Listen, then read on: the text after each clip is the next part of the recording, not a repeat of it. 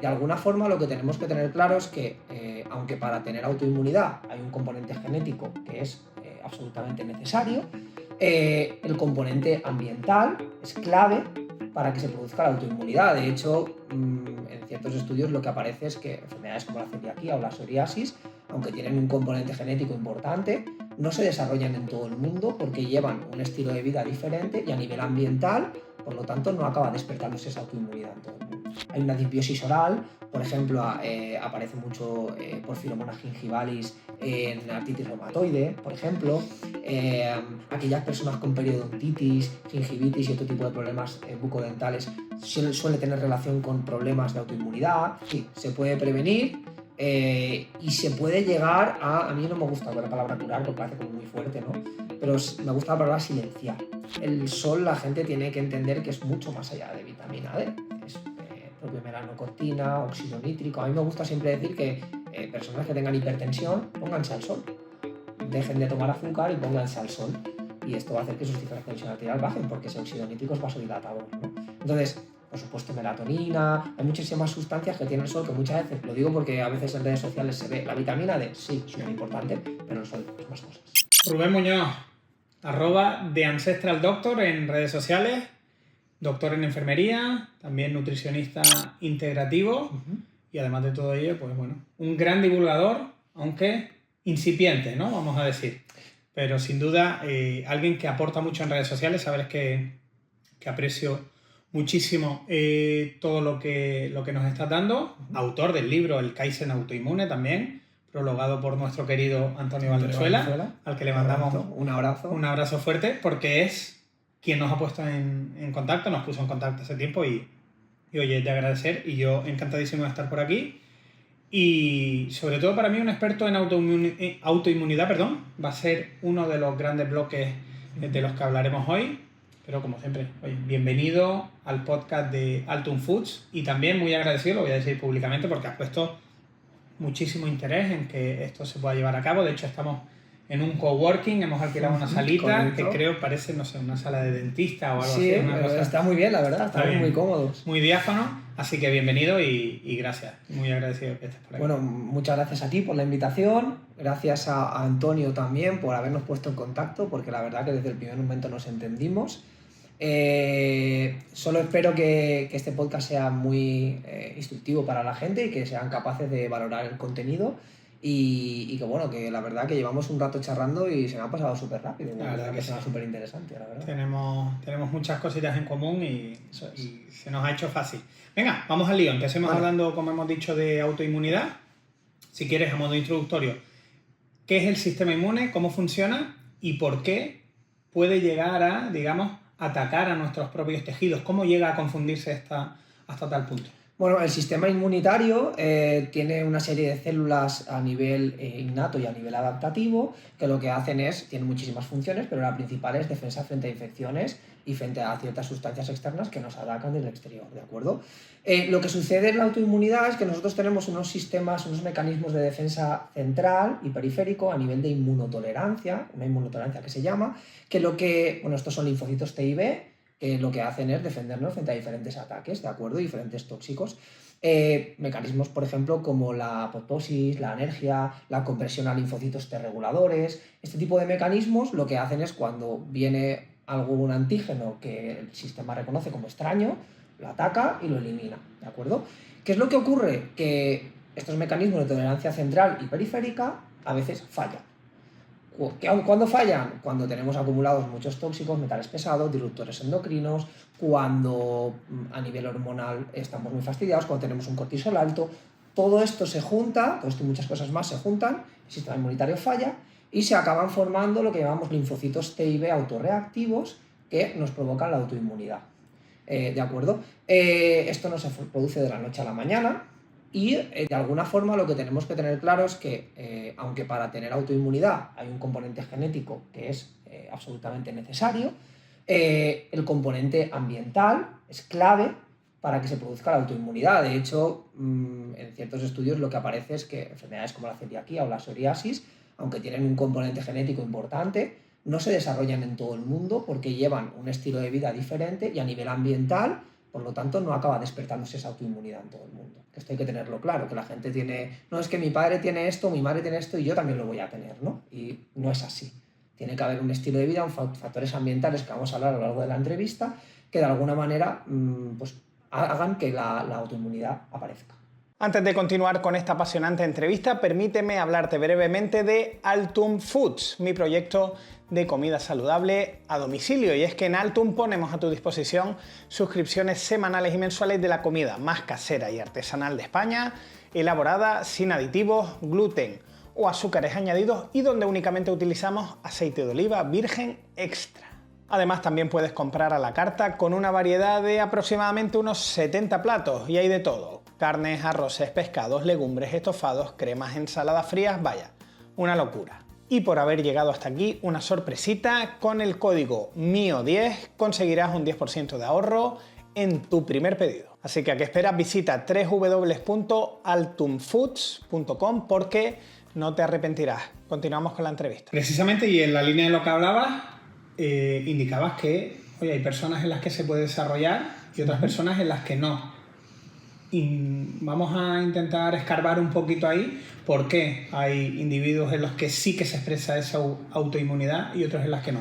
¿Qué factores de riesgo hay, desencadenantes, vale, etcétera? Indagamos, aquí tenemos para largo, ¿vale? Por ejemplo, fármacos, ¿vale? Hay fármacos como por ejemplo el infliximab, que es un fármaco biológico, que curiosamente se utiliza para tratar la autoinmunidad, pero puede provocar otras autoinmunidades, ¿de acuerdo? El propio omeprazol, las estatinas. Luego, por ejemplo, hay también ciertos metales pesados, el plomo, el cadmio, el mercurio, el arsénico, ¿vale? Por ejemplo, el arsénico, siempre digo que en el agua, en las tortitas de arroz, que habitualmente consume muchísima gente, aumenta muchísimo su nivel, ¿vale? El agua no filtrada, lógicamente, ¿de acuerdo? Luego tenemos también otros factores muy relevantes, como por ejemplo, por supuesto, la microbiota, de la que hablaremos después. Tenemos factores, por ejemplo, como las hormonas, que son claves. Un contexto donde hay una excesiva cantidad de estrógenos, por ejemplo, un contexto donde la prolactina está muy elevada, hay mucho estrés, hay que medir siempre prolactina en la autoinmunidad, por ejemplo, un contexto donde la progesterona está baja, la progesterona es antiinflamatoria y por lo tanto ahí va a tener un contexto importante. Luego tenemos también, por ejemplo, por supuesto, disruptores endocrinos, ¿vale? Que pues los podemos encontrar tanto pues, en ciertos alimentos, ¿vale? Con la soja, por ejemplo, o ciertas legumbres, que no, eso quiere decir que, no por eso quiere decir que sean malas, sino que de alguna manera las podemos encontrar ahí, pero los podemos encontrar en muchos sitios, en cosméticos, en ropa de cierta mala calidad, plásticos, juguetes, los podemos encontrar en muchísimas cosas, ¿vale? Luego además pues tenemos microplásticos, los microplásticos que los encontramos también en pescados grandes, por ejemplo los encontramos también en el aire ambiental, los encontramos también en el agua, los encontramos en muchísimos sitios. Todo lo que migra desde el plástico hoy está migrando a mi cuerpo. Efectivamente. Luego tenemos también lo que algunos autores llaman un sistema inmune conductual, es decir, todas las experiencias adversas en la infancia, esas actitudes a lo mejor ahora de negatividad, de no saber afrontar o no saber afrontar con cierta resiliencia ciertas conductas, ¿no? Todo esto nos lleva a tener ansiedad, estrés crónico y automáticamente cuando hay estrés crónico hay una bajada del sistema inmunitario. Eso cuando tú lo ves en analíticas hay una linfopenia clara en personas que tienen ansiedad o depresión y estrés crónico. Linfopenia entiendo que es una bajada de linfocitos, de la carga linfocítica. Es decir, si a lo mejor tú tienes que tener 5 millones y pico, pues a lo mejor de repente te ves con 3.800. ¿Vale? Luego pues hay otros factores asociados, por supuesto, mucho más que conoce todo el mundo, el sedentarismo, la falta de ejercicio físico, tanto aeróbico como anaeróbico, es clave a la hora de estimular esas mioquinas que hacen que también se potencie el sistema inmunitario. Luego, pues, por ejemplo, por supuesto, la alimentación. No sé si hablaremos después de esto en alguna de tus preguntas. Pues pero todo puede pasar. Pero la realidad es que, bueno, llevar una alimentación rica, variada en micronutrientes, ¿vale? Lo que se ve en estas personas con autoinmunidad es que hay un déficit de micronutrientes importante, ¿vale? Pues sobre todo por déficit de magnesio, hay a veces anemia ferropénica o casi anemia ferropénica, no llega, pero a veces pasa, déficit de minerales tan importantes como el zinc o el selenio, que por ejemplo eso se ve mucho en tiroiditis de Hashimoto, ¿de acuerdo? Entonces, todos esos factores y bueno, me dejo alguno por el camino seguro porque hay muchísimos, ¿vale? Son los que de alguna manera van a provocar una disrupción a nivel del sistema inmunitario y van a provocar esa autorreactividad, esa formación de linfocitos T y B autorreactivos que hagan que aparezca la autoinmunidad, ¿de acuerdo? Repito, esto es una consecuencia de años de cosas que están mal hechas y que de alguna manera lo que sucede es que hay un factor que dispara todo esto en algún momento determinado y aparece la autoinmunidad. Lo que estamos viendo ahora, y esto es algo preocupante también, de lo que hablaremos después, es que esto se está disparando cada vez más en niños.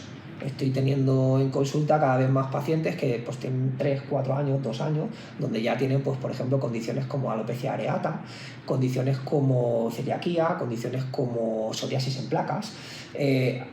Me está preocupando bastante porque esto hace unos años no pasaba y ahora sí que hay un aumento de la incidencia de los casos de autoinmunidad en niños por factores, pues, por ejemplo, como llevar un embarazo que no es lo más adecuado, pues, por ejemplo, donde hay un exceso de masa grasa o donde hay una resistencia a la insulina o donde hay mucho estrés. Todo esto al final se va a transmitir a la placenta y al feto, ¿no? Y de alguna manera pues va a provocar esa posible disrupción que favorezca una aparición de la autoinmunidad, ¿no? Si me alargo mucho me lo dices. No, para nada. Yo por intentar bajarlo un poquito a tierra, es decir, al final no termina de ser otra cosa, entre comillas, es decir, resumiéndolo mucho, que centrarnos de nuevo, como suele ser habitual, en los pilares de la salud. Siempre hablamos de una correcta alimentación, una correcta, no solo alimentación, nutrición, porque has hablado de micronutrición, es decir, correcto, no solo prestamos atención a los macronutrientes, a la energía, proteína y grasa, sino vitaminas, minerales, plasmalógenos, que le gustaría decir a nuestra compañera Sari Arponen, la parte de ejercicio físico, actividad física, y no solo actividad física, sino la parte muscular, porque al final las mioquinas son una serie de sustancias que segregan los músculos y que son protectoras, control del estrés, el tema de los disruptores endocrinos, que sin duda tú eres uno de los míos, de los que sí que ponen en valor y creo que están infravalorados en nuestro contexto, es decir, cuidar de todas esas herramientas que van a hacer que podamos estar en salud. Y lo que parece quedar patente, y tú lo estás viviendo en consulta, es que el contexto vital en el que se están desarrollando las nuevas generaciones es bastante peor incluso que el nuestro, es decir, tenemos mucha más tecnología, tenemos más de todo, sin embargo parece que en lo referente a la salud estamos dando pasos atrás, con lo cual entrevistas como esta son tan importantes. De hecho, vamos a dedicar un bloque al final largo y tendido exclusivamente a los más pequeños de la casa, para que los padres tengan toda la información posible para que esto ocurra lo menos posible.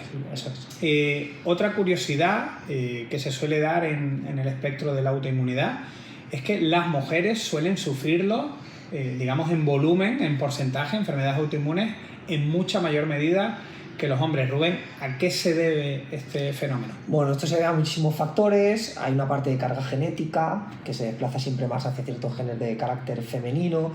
Hay otra parte hormonal también, digamos que las hormonas de la mujer a veces provocan una mayor disrupción que, por ejemplo, la testosterona en los hombres, ¿vale? Que sí que es verdad que estamos viendo una pandemia de déficit de testosterona en el hombre, que esto se traduce en ciertos caracteres sexuales femeninos y tal, pero en muchos de ellos no se traduce todo esto en el desarrollo de una autoinmunidad, ¿no? ¿De acuerdo? Entonces, hay una serie de factores y, sobre todo, yo creo que más allá de estos factores que estamos hablando a nivel científico, creo que a nivel antropológico, esto tú sabes más que yo, no sé si hay veces que hombres y mujeres no nos comportamos a veces como nuestra antropología demanda de nosotros, ¿no? No sé si tú este tema también estás de acuerdo con todo esto. Sí, el que estamos viviendo un poco... estoy intentando recordar, porque también hay compañeros como Antonio y demás que hablan ese mismatch evolutivo. Correcto, ¿no? esa discordancia evolutiva. Exacto. Es decir, que el contexto en el que nos movemos, cómo nos movemos, cómo nos alimentamos, está tan alejado de lo que somos, digamos, genéticamente, evolutivamente, que obviamente es mucho más fácil que se rompa el equilibrio interno. Eso es, y además tenemos una sociedad en la que las supermamis de hoy en día, que lo hacen mucho genial, un saludo a mi madre también, que me ve desde aquí, la realidad es que, bueno, pues llevan tareas... A mi mujer también, por favor, por supuesto. El contexto en el que llevan, pues a lo mejor pues trabajo, cuidado de niños, tareas del hogar, extraescolares, etcétera, etcétera. Es un contexto donde hay muchísimo estrés mantenido en el tiempo, que todo ese estrés pues, te va a llevar a una inmunosupresión, y esa inmunosupresión va a hacer que cualquier patógeno pueda atacar en cualquier momento, y a lo mejor por factores como mimetismo molecular pues se pueda producir una reacción autoinmune, ¿vale? Y esto puede pasar.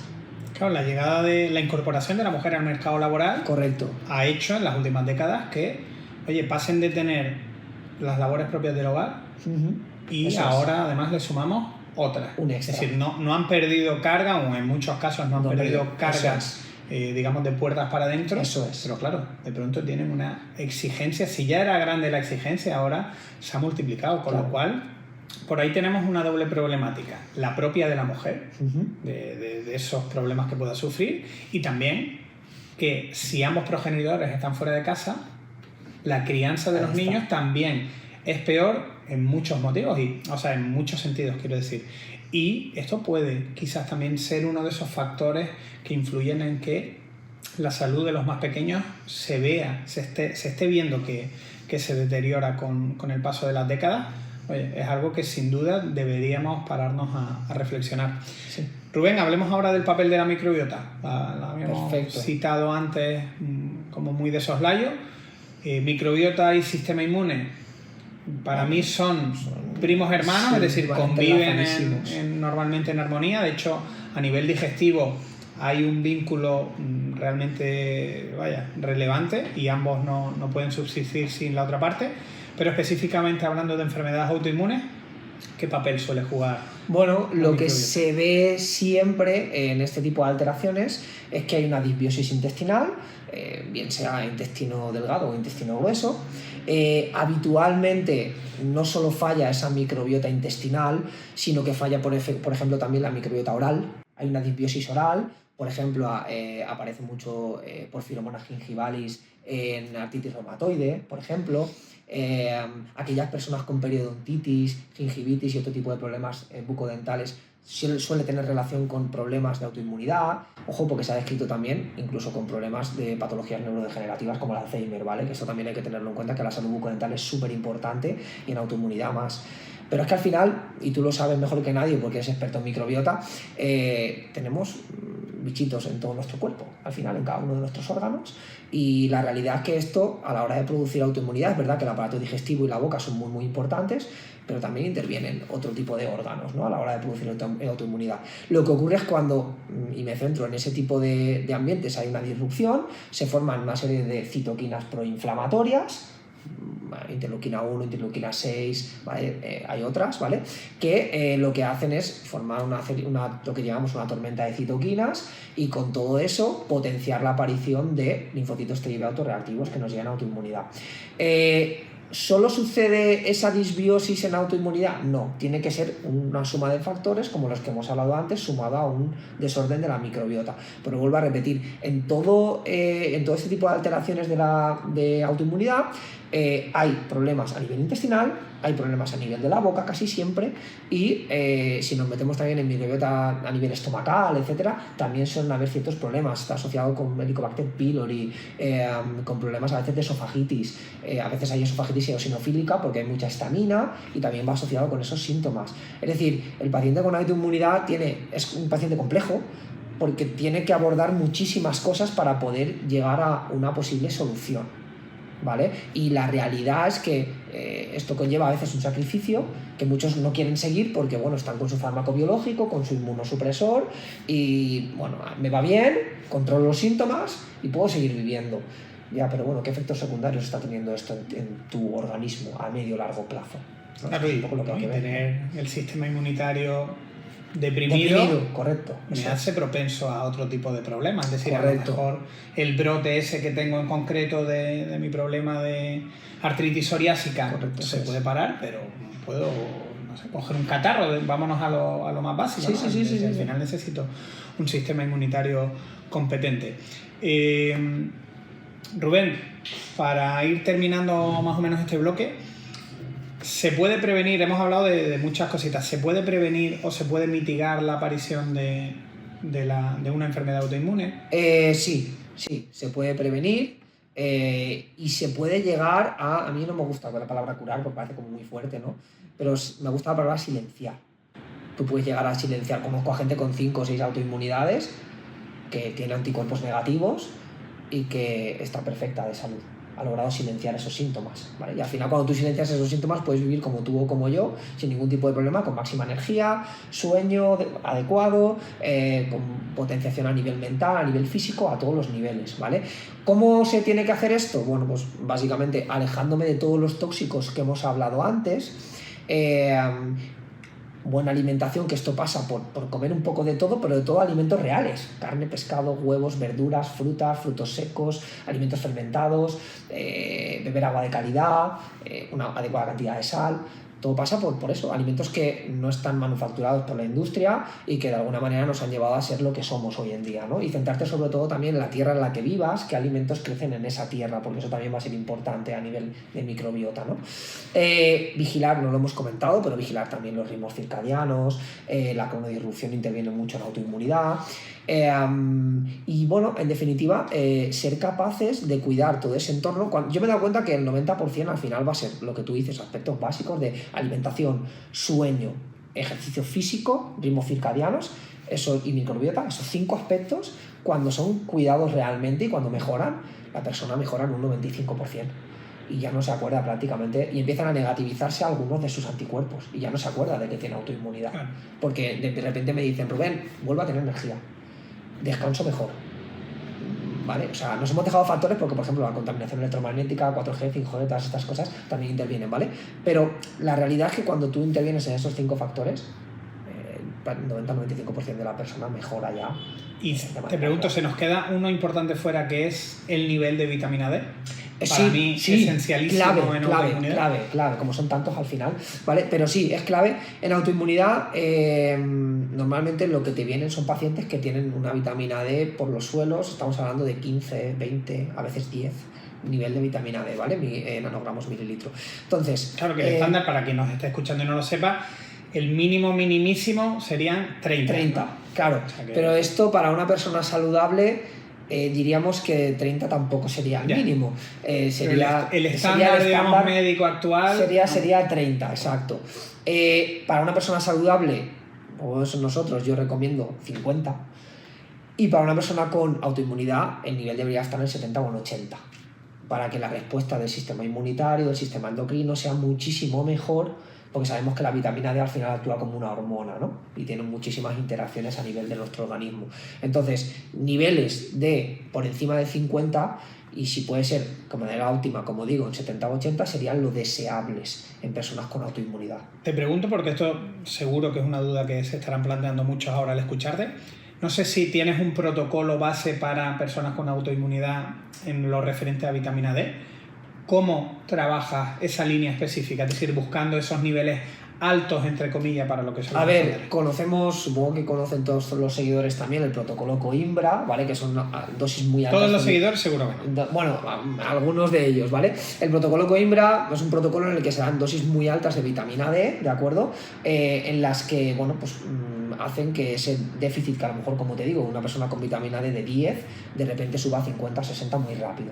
Pero son dosis tan altas que requiere un cierto control médico, ¿de acuerdo? Entonces, yo personalmente no soy médico, no voy a hacer ese protocolo. Lo que sí hemos visto es que cuando hay niveles tan bajos, yo sí tengo un protocolo en el que vamos oscilando entre dosis de 5.000 y 10.000 unidades diarias durante cierto tiempo hasta que se normalizan los niveles. Luego ya podemos bajar, ¿vale? Pero esas dosis que habitualmente en una persona saludable están entre 2.000 y 4.000, nos movemos en 5 o 10.000, más cerca de 10.000 a veces, para pegar ese subidón al principio, ¿vale? Y que sea una subida de una forma equilibrada. Porque lo que no me gusta es que a veces llegan pacientes tomando hidroferol, 125.000 unidades de golpe, y luego en las gráficas lo que se ve es subidas muy altas, pero cuando dejas el hidroferol bajas muy rápido. Entonces a mí me gusta que las subidas sean mantenidas. Por eso prefiero una suplementación con dosis de 8 o 10.000 unidades hasta que conseguimos normalizar y luego vamos bajando un poquito. Y aparte, si me permites, para que cualquiera que nos esté viendo lo entienda, quiero hacer la analogía o quiero explicar por qué no tiene sentido dar esas dosis tan altísimas de pronto. Es decir, La vitamina D para mí es uno de los, digamos, de los ejemplos de carácter evolutivo más claros que tenemos. Es decir, hemos vivido hasta hace 2 telediarios literalmente, hasta hace muy pocos cientos de años, dependientes del sol. Salíamos al amanecer y nos acostábamos al anochecer. No había luz eléctrica. Entonces, hemos pasado muchas horas al sol.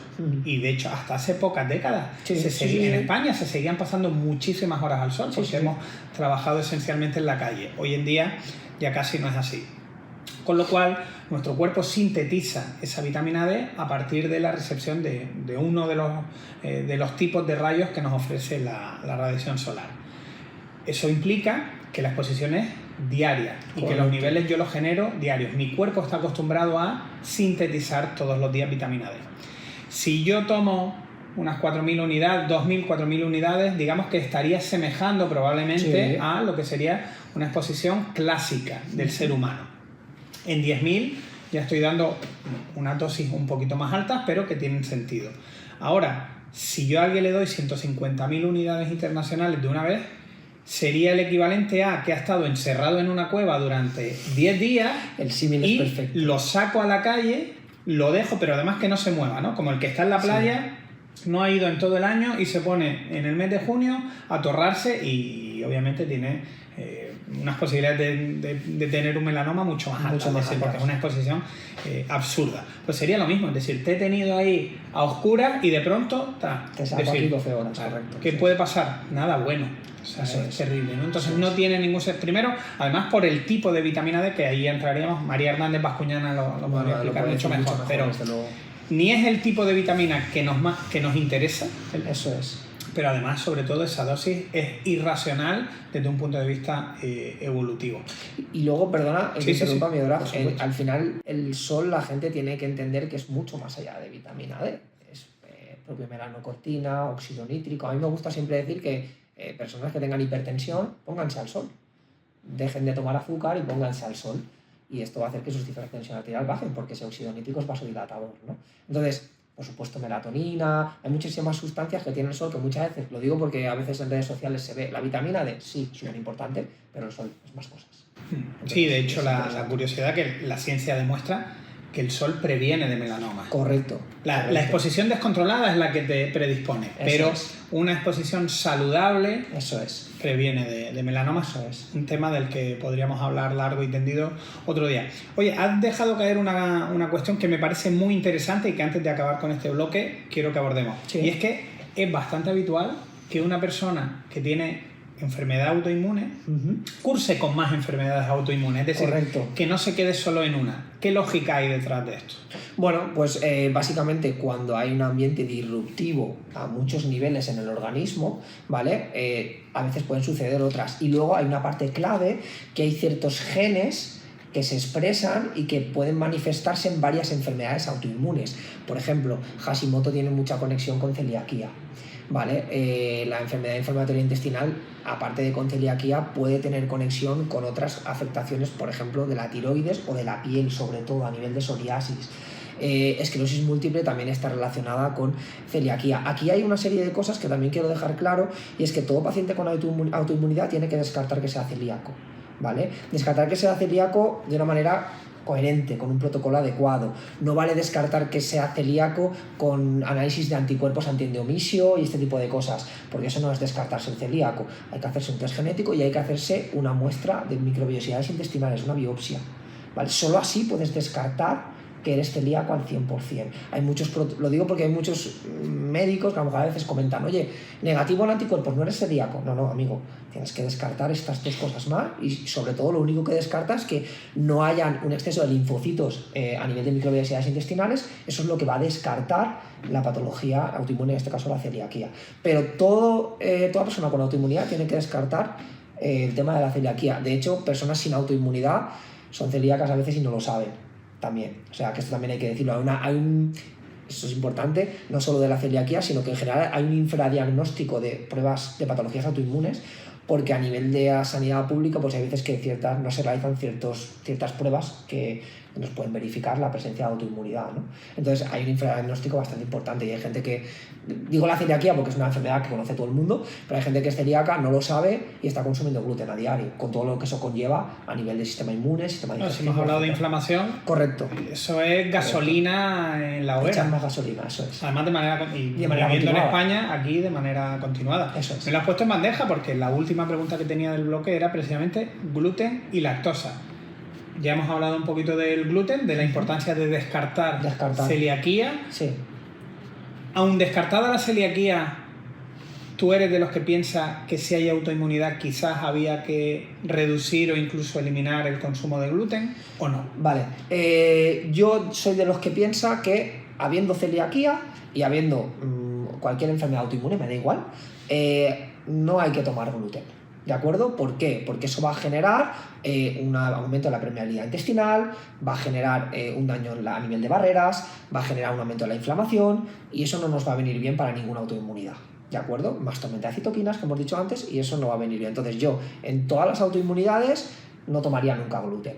No tomaría nunca gluten y aprovecho para decir que no tomaría nunca también lácteos de beta-caseína A1, ¿vale? Vale, explícanos un poquito el tema de la beta-caseína, vale, para quien no sepa. La beta-caseína, pues al final es una proteína que en este caso la A1 es una molécula inflamatoria que, por ejemplo, se encuentra en la leche de vaca, ¿de acuerdo? La leche de vaca, por ejemplo, también se encuentra la butirofilina bovina, que está asociada a esclerosis múltiple, ¿vale? Esto también es importante. Entonces, luego tenemos los lácteos, por ejemplo, de cabra o de oveja, que tienen beta-caseína A2, que es antiinflamatoria y que sí que están más recomendados, ¿vale?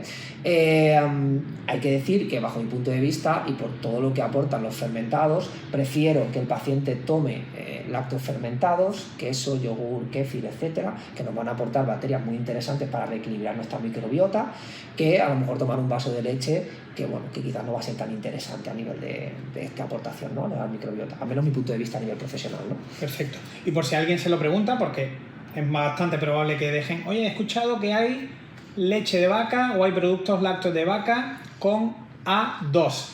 A ver, los haylos, sí, pero son muy poquitos, muy específicos. Muy específicos. Es decir, sí, se pueden encontrar en el mercado, pero lo normal es, si quiero evitar A1, evito directamente todo lo que sea de vaca y me centro en cabra, en oveja, sí, en búfala. Eso es.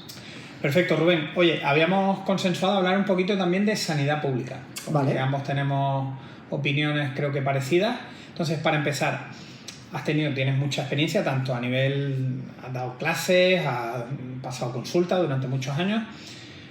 ¿Qué puntos fuertes y débiles dirías que tenemos a día de hoy en la sanidad pública española? Bueno, para mí la sanidad pública española es la mejor en temas agudos. Es decir, tú tienes una infección aguda, la tratas y la eliminas, punto y final, no hay más. Y a nivel de, por ejemplo, cirugías y atención a la urgencia. Es decir, por ejemplo, accidentes de tráfico, pues cualquier procedimiento quirúrgico que sea urgente. Todo este tipo de cosas, para mí, es una muy buena sanidad, ¿de acuerdo? Ahora bien, es todo lo contrario, bajo mi punto de vista, no actúan como deberían, probablemente por falta de recursos humanos, tiempo, etcétera, que ahí sería otro tema, pero no actúan como toca la enfermedad crónica. No me gusta llamar crónico a algo, no me gusta poner etiquetas, pero tú me entiendes. Entonces, claro, pues cuando al final hay un paciente diabético, hay pacientes autoinmunes, hay pacientes con hipertensión, hay pacientes con patologías crónicas que son tratados solo con fármacos, pues bueno, ahí estás dejando de lado muchos recursos a nivel de salud integrativa que podrían ayudar a esos pacientes, que de hecho cuando luego tratas a un diabético tipo 2 puede llegar a revertir esa enfermedad, o cuando tratas a un hipertenso, de repente al cambiar esos hábitos le baja la tensión tanto que tiene que dejar la pastilla, ¿vale? Lo que pasa es que esto no se hace a nivel de consultas de atención primaria. No le he hecho la culpa a los profesionales, pero hay una falta de tiempo y a veces hay una falta de actualización de conocimientos, también hay que decirlo, ¿vale? Porque hay protocolos, y tú lo sabes, que cuando vas a atención médica se siguen haciendo desde hace 20, 30 o 40 años. Para mí eso es una falta de actualización. Que hay veces que pues es el propio Sistema Nacional de Salud que con sus guías favorece este tipo de cosas, porque bueno, a nivel de alimentación tú sabes que siguen primando la pirámide de la alimentación de toda la vida, donde aparecen los cereales en la base, entonces eso no tiene ningún sentido a nivel evolutivo, ¿no? Claro, yo estoy muy en la línea. Es cierto que, a ver, al final nosotros los que divulgamos en salud nos centramos más en lo crónico que obviamente en lo agudo. Sí. Entonces, claro, normalmente miramos con lupa, digamos, la parte que menos eficiente está siendo de la sanidad pública española. Yo aquí voy a dar dos datos, uno que no es tan positivo y otro que creo que es muy interesante y que hay que poner en valor sobre los profesionales. La parte no tan positiva para mí, o como curiosidad y que hace ver que no estamos por el camino correcto, cuando estudias el técnico superior de dietética, como es mi caso, en una de las asignaturas que te centras exclusivamente en el sistema de salud, te explican que la atención primaria, su función principal es la prevención. Correcto. Y que alguien me diga qué prevención hay en atención primaria en España es imposible. Ya va todo el mundo enfermo. Sí. Entonces, eso es algo que nos debería hacer reflexionar. Es decir, legalmente atención primaria está pensada para prevenir de enfermedades y estamos muy lejos de cumplir esa función. Y después, por otro lado, lo que a mí me parece positivo y hay que poner en valor, y aunque muchas veces critiquemos, oye, no se están haciendo las cosas bien, para llegar a ser profesional de la salud hay que ser extremadamente inteligente, pasional, te tiene que gustar mucho. Te tiene que gustar, tienes que haber hincado codos mucho, es decir, cierto. A nivel, digamos, educativo, oye, el embudo de llegada a esos puestos es muy duro, con lo cual, es decir, que no hay que infravalorar la calidad para nada, de los profesionales, y de hecho hay profesionales de amplísima calidad, o sea, maravillosa y con una ganas de ayudar increíble, pero es cierto que yo me pongo en su lugar y me vería desbordado. Es decir, si tengo 5 minutos para tratar a un paciente y me vienen 30 pacientes al día, es decir, en algún momento del camino tengo que perder esa pasión, ya no vale, porque es imposible. Cualquiera en su trabajo a esos niveles no podría llevarlo a cabo. Con lo cual, oye, romper una lanza también en favor de muchos profesionales. Es cierto que hay otros que, oye, a mí no me pidas, yo llevo ahí 40 años haciendo lo mismo, no me pidas ahora que me actualice. Exacto. Habrá, por supuesto, de todo, pero es cierto que con las características propias de nuestro sistema actual no se puede. Y también yo soy el primero que he sido siempre y seré siempre crítico con nosotros como pacientes. Correcto. Tú vas a urgencias y muchas veces no son urgencias lo que hay en urgencias. Incluso pasó cuando la famosa pandemia que decían, oye, quédese en su casa. Nada, todo el mundo, o sea, no todo el mundo, pero es decir, el egoísmo en lo referente a la salud es muy de andar por casa. Entonces, todos tenemos que mejorar, nosotros como pacientes y el sistema público en temas de recursos o de manera de hacer las cosas. ¿Por dónde crees que podría ir? Fíjate que yo te iba a decir lo mismo. El Sistema Nacional de Salud tiene que mejorar, por ejemplo, el hecho de optimizar recursos, a más recursos humanos sobre todo, tendríamos más tiempo para consultas. Tú no eres capaz, como tú bien has dicho, de ver a un paciente en 5 minutos. Nuestras consultas duran más de 1 hora. O sea, no digo que sea así en el sistema público, pero unas consultas de 20-25 minutos ya podrían ser mucho más óptimas que unas consultas tan cortas. Y luego, para mí hay otro aspecto importante, que lo que tiene que mejorar para que la formación médica también mejore a nivel, repito, de promoción y prevención de la salud, como tú decías, es la formación universitaria, los planes de estudios. En los planes de estudios tiene que haber más asignaturas, no tanto orientadas, que son unos expertos en patología, en tratamiento, son los mejores, pero orientadas más hacia, vale, ¿qué hago con pacientes sanos? O sea, de verdad, estos pacientes que me vienen aquí, vale, tengo una patología aguda, me la solucionas, pero ¿cómo puedo mejorar mi estilo de vida? Estoy saludable, dime qué ejercicio tengo que hacer, dime cómo tengo que comer, no me des una hoja, explícame cómo tengo que comer, de verdad. Explícame qué pasa cuando duermo mal, o cómo optimizar mi sueño. Eso para mí debería estar en los planes de estudios universitarios de medicina, de enfermería, de cualquier carrera sanitaria. Y no está. Y para mí hay un fallo ahí importante, que eso se debe optimizar. Sí, de hecho es una queja habitual de muchos profesionales que dicen, oye, yo es que he llegado aquí y yo no he visto nada de nutrición. Correcto. Es decir, te puedo abrir el corazón y te puedo salvar la vida, pero no te sabría indicar. Que tampoco, en muchos casos, no deben tener ese conocimiento, pero en atención primaria sí. Lógico. Es decir, bueno, tú, doctor en enfermería, ¿sabes qué? muchas enfermeras, muchos enfermeros cumplen el rol en atención primaria de, en diabetes tipo 2, enseñar a comer a los pacientes. Sí. Y no es eso ni en la carrera ni en ningún lado está especificado que tenga que ser el enfermero quien dé las pautas, con lo cual es normal que no se den unas pautas correctas. Eso es. Y es que luego además pasa también en la enfermería, porque lo sé de primera mano, que esas consultas que tenemos con pacientes crónicos, sobre todo hipertensos y diabéticos, son consultas también cortas y donde también lo que nos han enseñado en la carrera es que para un diabético pues tiene que comer 5 comidas al día, tiene que comer pan, tiene que comer tal, y son una serie de cosas que van a elevar su índice, su carga glucémica y van a empeorar su diabetes. Entonces al final, si un profesional sanitario quiere estar actualizado, yo soy de los que piensa que tiene que formarse también de manera complementaria, aparte de la formación universitaria, pues hacer una serie de formaciones que sean concretas para ese tipo de patologías, para de verdad entender cómo funciona el organismo a nivel de ese tipo de patologías y cómo arreglarlo a nivel de alimentación, a nivel de estilo de vida, a nivel de ejercicio, etcétera, ¿vale? Pero necesitamos una formación extra que soy consciente de que las universidades no se dan, y bueno, tú lo habrás visto también con el técnico en dietética y este tipo de cosas, ¿no? Hasta el punto de que en mi asignatura de microbiología no se habló de microbiota, y no hace tantos años, ¿eh? Por eso digo. Solo se hablaba de patógenos, o sea, es terrible. Es increíble. Nos vamos al último bloque, Rubén, y una de tus áreas de expertise, digamos, donde además te gusta desarrollarte, es en la salud de los más pequeños, que citábamos al principio. Entonces, para empezar, a nivel general, ¿qué cosas entiendes que debería saber todo padre si quiere que sus hijos crezcan de manera saludable?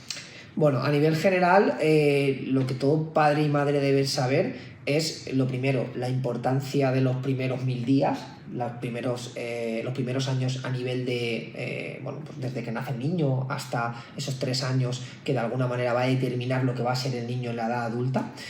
La importancia ya en el embarazo de pues que la mujer, pues, por ejemplo, coja 1 kilo al mes, no tenga un exceso de masa grasa, no haya resistencia a la insulina, que no tenga estrés, que haya una optimización de micronutrientes que le lleguen a ese feto, que haga que crezca en condiciones. Es decir, que haya un ambiente adecuado, bueno, óptimo. Y tabaco y alcohol, bueno, no. Tabaco y alcohol ni decimos, por supuesto, porque además está relacionado con, por ejemplo, con posteriores desarrollo de alergias en niños, ¿vale? Esto se ha visto ya, ¿vale? Entonces, tener esa serie de factores controlados y luego los primeros 1000 días en cuanto a alimentación, qué tipo de lactancia, cómo introducir alimentos complementarios. Oye, siempre digo, no hace falta introducir las papillas de cereales, no es necesario, nos han dicho que hay que introducirlos, y tener en cuenta que los cereales a veces se utilizan para engordar ciertos animales y que consumimos diariamente, ¿no? Entonces no es necesario, salvo que el niño tenga muy bajo peso y entonces tengamos que plantearnos ciertas estrategias, ¿no? Entonces, eso más quizás en ciertos momentos saber qué suplementación tiene que tomar el niño en caso de alguna deficiencia, porque a mí me hace gracia que a nivel protocolario lo que se hace es de 0 a 1 año, a primer año, vitamina D, que se le da a nivel de suplementación al niño. ¿Qué pasa después?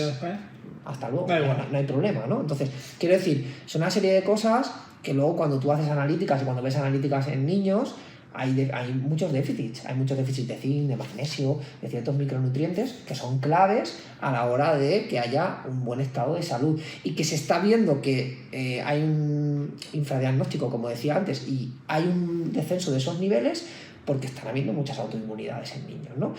Y quien dice autoinmunidad, porque es mi tema, pues dice cánceres infantiles y este tipo de cosas, que quiero hablar esta semana también en algún post sobre eso, porque hay un aumento de la incidencia de este tipo de patologías que a mí me preocupa, no solo como profesional, sino como padre también, ¿no? Entonces, creo que es importante que los padres entiendan que además de la pediatra, que es importante, hay otras figuras que les pueden ayudar a nivel integrativo a mejorar, a eliminar tóxicos de la vida de sus hijos y a mejorar su alimentación y que no haya tanto riesgo de patología como estamos viendo a día de hoy. Sí, de hecho, en uno de los capítulos de la temporada pasada, aunque el podcast era Microbiota desde cero todavía, la temporada pasada, con Cristina Sánchez, @loquedigatuoncóloga, hablábamos precisamente de estos últimos, de los últimos datos, digamos, que sobresalían en relación a los cánceres en España, y uno de ellos era el alarmante aumento de cánceres, no solo digamos infanto-juvenil. Eso es. O sea, que sin duda, y probablemente cada vez que salgan nuevos datos iremos en aumento, es decir, porque no estamos poniendo las bases, no estamos sentando las bases para que eso mejore, Sí. todo lo contrario. Correcto. Desde tu punto de vista, con la experiencia que tienes, ¿de qué manera crees que se pueden fomentar buenos hábitos también a edades tempranas para que estos niños, pues oye, intenten estar lo más saludables posible? Volver a lo que hemos dicho, volver a lo que el ser humano tiene que ser. Lo primero, que haya una buena alimentación, que haya del 0 a 6 meses una lactancia materna exclusiva, a poder ser, y a partir de los 6 meses introducir alimentos complementarios con sentido. Introducir alimentos que nos aporten micronutrientes, como hemos dicho antes, huevos, pescados, carnes, verduras, frutas, pero saber cómo introducirlos. Yo en consulta tengo un protocolo de cómo introducirlos porque ayuda mucho a orientar a las madres de cómo hacerlo, ¿no? Otra cosa clave para mí es, al menos mi visión profesional, lo que yo veo es que el niño está mucho tiempo en espacios interiores, tiene que salir más al exterior, tener contacto con la naturaleza, jugar con sus iguales, comunicarse. Me llama la atención al hilo de lo que has dicho antes, y es que el cáncer infantil y todo esto, y es que hay muchas conductas que nos llevan a eso, y por ejemplo una de ellas es el aislamiento que está habiendo a nivel de la infancia, infanto-juvenil, como dices tú, ¿no? Sí, que antes jugábamos en la calle, Correcto. en grupo, con amigos, corrías, Correcto. saltabas en el parque, y ahora hay mucha, digamos, diversión digital. Correcto. Y a nivel de datos te diré que un 30%, aumenta el riesgo de enfermedad autoinmune, por ejemplo, el aislamiento y la depresión alrededor de un 30%. ¿Vale? Es increíble. Y luego ya se está viendo que el suicidio o el intento de suicidio en algunos países de edades a partir de 14 años ya forma parte de la tercera causa de muerte. Entonces, está habiendo una serie de problemas a nivel emocional, a nivel psicológico, llámalo como quieras, que están pasando en el adolescente, vamos a decir, no solo en el niño, sino en el adolescente, que están complicando su salud de sobremanera. Entonces, buena alimentación, contacto con sus iguales, súper importante, salir al exterior, contacto con el sol, no fomentemos el estrés en niños, por favor, que lo que no puede ser es de 9 a 5 en la escuela. Hay gente que sé que tiene de 9 a 3, pero bueno, en general de 9 a 5 en la escuela y luego lo llevo a 15 extraescolares. Esto no es una exageración, pero tú me entiendes. Al final el niño no le da tiempo a jugar, que tiene que jugar, interactuar, tocar, tiene que abrazar a otras personas, tiene que ser humano y comportarse como tal. Entonces acabamos generando un estrés, un aumento del cortisol en el niño, que eso también nos predispone a autoinmunidad. Y luego unos problemas que estamos viendo en niños para dormir ya, que están teniendo ya problemas de que están hiperactivos por la noche, etcétera, etcétera. No vamos a entrar en el TDAH y este tipo de cosas porque esto sería otro melón entero, pero esto pasa ya, que me están diciendo, oye, que hay problemas para dormir en los niños, ¿no? Le estamos, en cierta medida, traspasando el frenetismo de nuestra vida, de los adultos a los niños, y no puede ser. Que hasta cierto punto es comprensible. No es saludable ni es lógico, pero es comprensible. Es decir, si de nuevo aludimos a que ambos progenitores están fuera, cada uno con sus horarios y tal, y tienes que hacer encaje de bolillos para poder recogerlo, llevarlo y tal. No es como antes, ¿no? Que terminabas la escuela, pues oye, te ibas a tu casa y ahí te acogían y podías hacer los deberes. No, quiero 15 extraescolares porque es que no tengo tiempo para estar con él, ¿no? Eso es. Durísimo. Oye, no sé si tú pasaste por esa etapa, yo 100%, me refiero a picoteos de cosas terribles en edades infantiles. El bollicao, la palmerita, las papas fritas, etc. ¿De qué manera podemos intentar, yo qué sé, paliar o buscar alternativas? Es decir, es complicado en el entorno actual. Bueno, ya sabes, he dedicado muchísimas horas y muchísimos vídeos a analizar productos de supermercados. En los supermercados es muy complicado encontrar alternativas saludables, es decir, son porcentajes pequeños. ¿De qué manera podemos intentar lidiar con esta problemática tan habitual en los jóvenes? Bueno, yo lo que siempre digo es, si es posible hoy en día y tu bolsillo te lo permite, comprar comida ecológica. Esto lo veo claro hoy en día por todo lo que te conlleva ese tipo de comida. Si no, al menos comprar de proximidad y de temporada, que creo que es algo que va a ser mucho mejor que comprar en el supermercado. Y a día de hoy yo siempre les digo a los padres, oye, volvemos a lo que os estoy diciendo, comida real para los niños también. Esto es, si para almorzar y comer, pues en vez de comprar un bollicao, como dices tú, un donut, pues 2 piezas de fruta, o opto por jamón serrano, opto por queso, opto por algún tipo de... Me llevo un tupper y pongo ahí 4 cosas, frutos secos en niños más mayores, etcétera.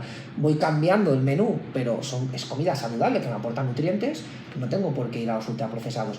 Para mí el problema es, primero, de educación en cada hogar y de que estos hábitos se lleven de forma adecuada, pero es que luego, porque a mí me pasa, porque también soy padre, como digo, la influencia externa.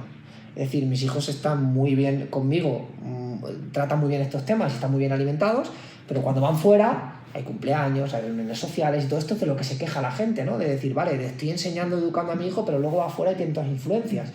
Yo también se lo digo, hay que relajarse. Es decir, si tu hijo come de manera habitual bien, porque un día vaya a un cumpleaños no le va a pasar nada. Y de hecho eso favorece su interacción social. Que se aísle socialmente por esos hábitos de la comida tampoco es bueno. Entonces, oye, un día disfruta de todo esto, no hay problema. Ahora, que esa ingesta de ultraprocesados se convierta en habitual es lo problemático, ¿no? Pero creo que hay que invertir un tiempo necesario en la cocina, en la educación, que a veces comemos comida rápida y tal.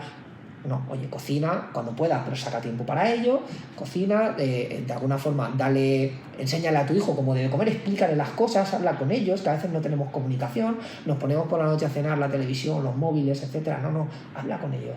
Yo siento a mi hija que va a cumplir 7 años y digo, oye, Jimena, esto lo hacemos así por esto, por esto y por esto. Y lo va entendiendo. Entiendo que no lo hago porque yo quiero, sino porque esto es lo mejor para ella o esto le va a aportar ciertas cosas. Pero quiero que lo entienda. Porque el niño es capaz de interiorizar la información y de alguna manera, poder crecer y poder construir su propio conocimiento, que yo creo que es clave, ¿no? No sé si tienes, Rubén, una opinión formada sobre el tema de las bebidas energéticas, que ahora mismo a nivel ya más juvenil que infantil, aunque ves algunos niños ya con 10 años, bueno, con refrescos de manera habitual, pero además también con este tipo de bebidas.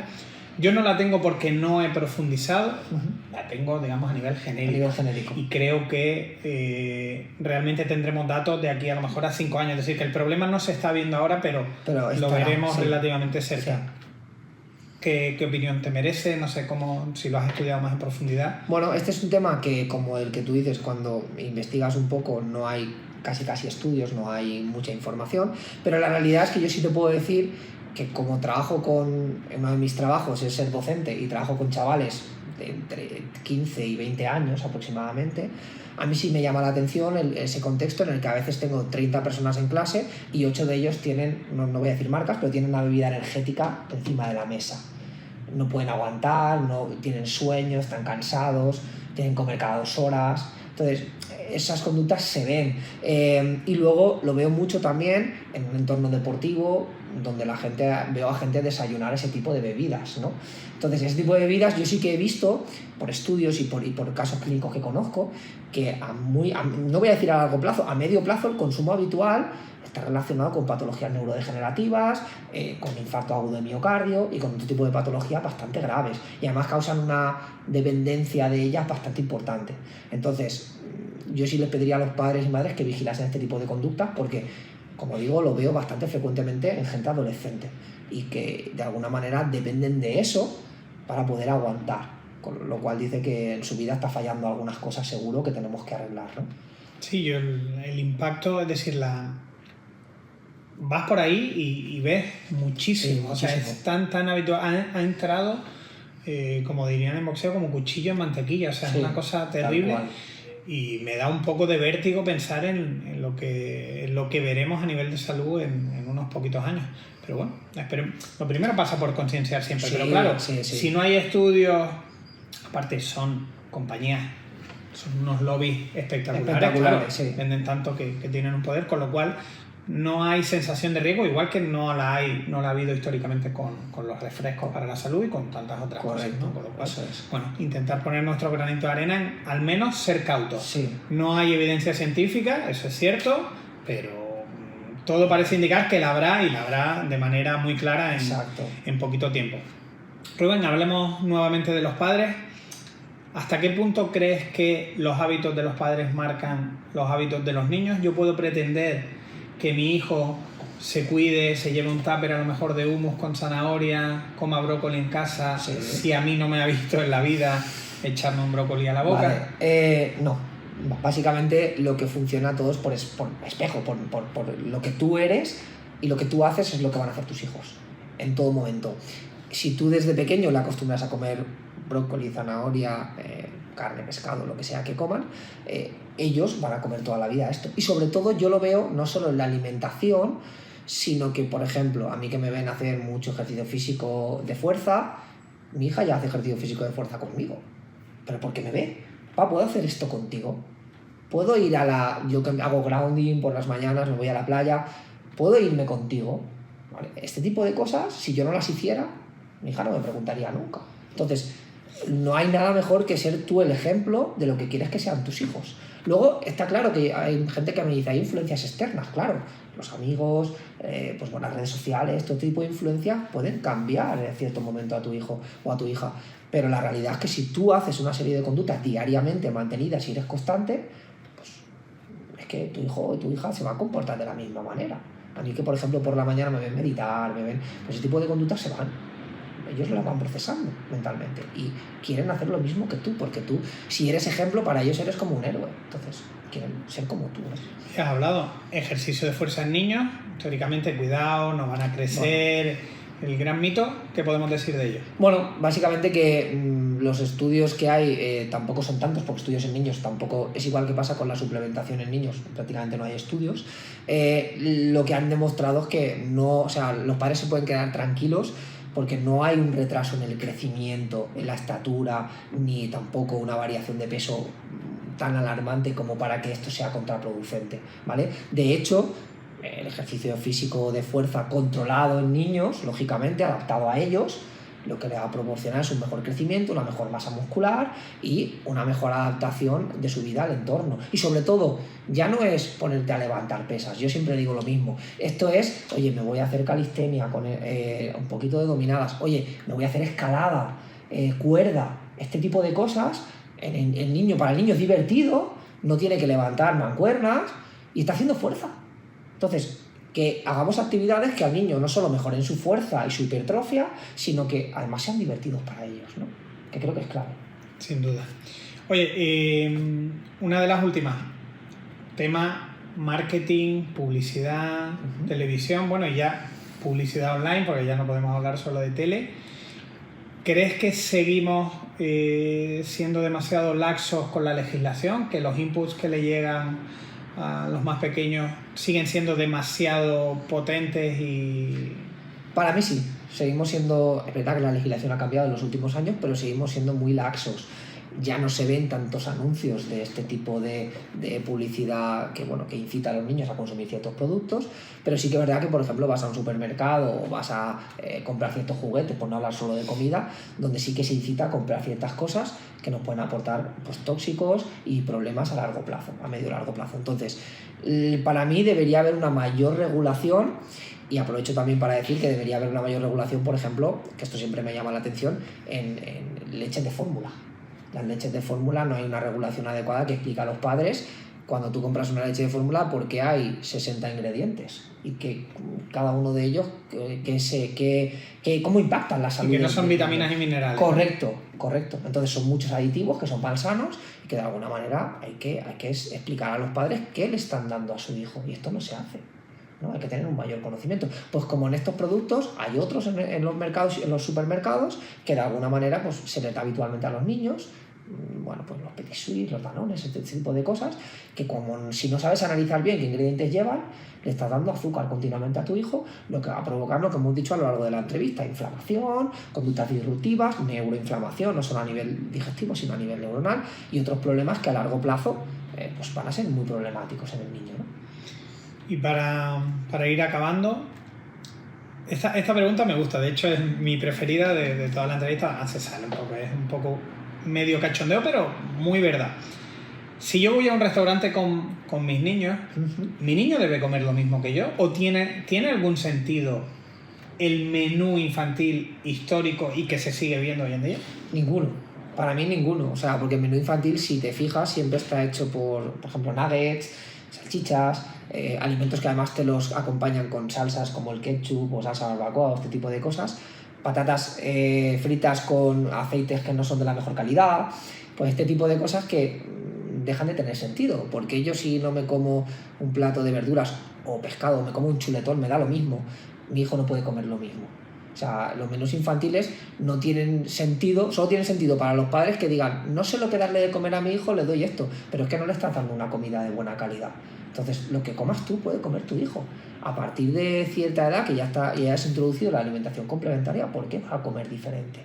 No tiene mucho sentido, ¿vale? Y aprovecho también para comentar lo del tema de la suplementación. Invito también a los laboratorios a que por favor hagan un mayor trabajo en este sentido, porque cuando hablas con ellos lo que me dicen es no lanzamos suplementación para niños porque no hay todavía mucho interés por parte de madres y padres en este tema, ¿no? De suplementación.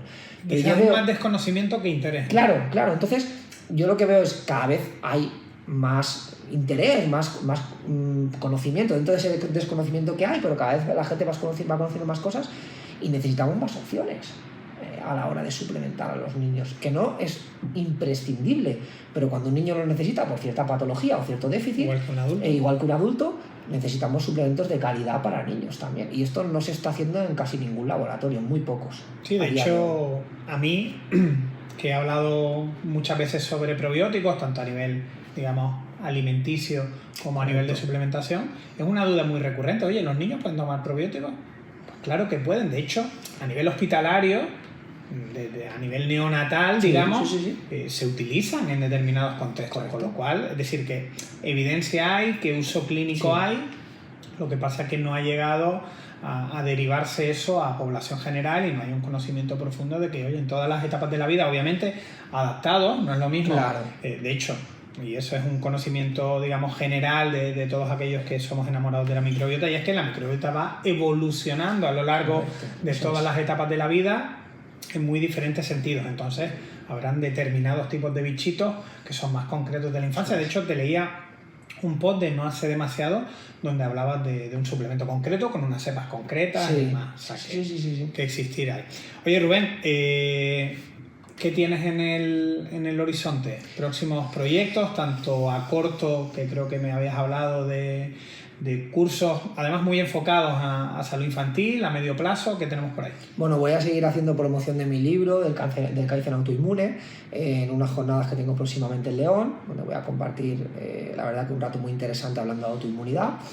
Y lo más importante y próximo es un curso de salud infantil que estoy montando, salud infantil integrativa, donde vamos a abordar el sistema digestivo, sistema inmune, neuroinflamación, emociones en niños, cómo trabajar a nivel psicomotriz, cómo manejar la suplementación, remedios naturales para todas las patologías infantiles de relevancia, recetas. Va a haber un montón de información de ese estilo que vamos a ayudar a padres y madres que hoy en día, como decíamos, no están informados o están desorientados en esa información que reciben, a la hora de que sus hijos crezcan en una mejor condición de salud y que evitemos esas enfermedades que decimos que están incrementándose en niños, que al final es lo que yo tengo que hacer no solo como profesional, sino también como padre. Entonces, ese curso lo estoy construyendo con mucha ilusión. Y bueno, espero que salga bien y que la gente lo apoye y que a la gente sobre todo le pueda ser de utilidad para mejorar la salud de sus hijos. Pues ahí estaremos para verlo, Rubén Muñoz, de Ancestral Doctor. Ha sido un enorme placer tenerte aquí. Muchas gracias. Sin duda me parecen temas muy interesantes los que hemos abordado. Sí, eso es. Y muy agradecido de que hayas pasado por nuestros micrófonos. Así que nada, lo dicho, que un placer. Igualmente agradecido por invitarme, por estar en este entorno tan agradable, por la conversación que hemos tenido antes y bueno, seguro que te auguro los éxitos que ya tienes y que vas a tener muchísimo más. Así que encantado y muchas gracias. Te lo agradezco, familia. Nos vemos en el siguiente episodio, en la siguiente entrevista aquí en el podcast de Altum Foods. Chaito. Hasta luego.